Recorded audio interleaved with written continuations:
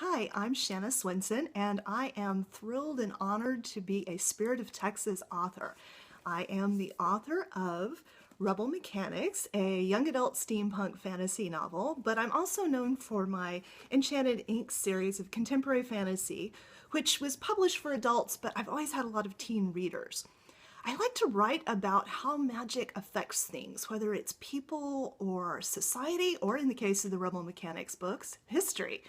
I also like to write about finding your own magic, of finding it what it is that you have that you can contribute to society and make a difference with. And sometimes it might seem like a liability at first, but it turns out it's an asset because it's something only you can do. I wasn't born in Texas. I'm an Army brat, so I grew up going all over the place, but have lived in Texas since I was about 13. I went to high school in Lindale and went to the University of Texas, and I've been living in Irving since I got out of school. I started out working in public relations, but I've been writing full-time for about 15 years, and it's the best job ever.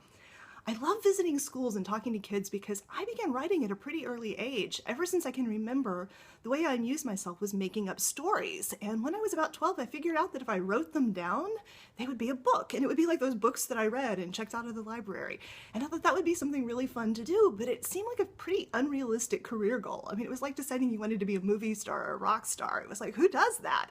Real people don't do that sort of thing. And I think if I'd met a real author who was really doing it, it would have made a huge difference for me.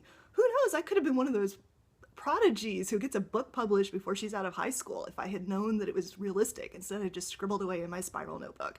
But I did eventually make it. I figured it out, and that's what I'm doing, and I love it.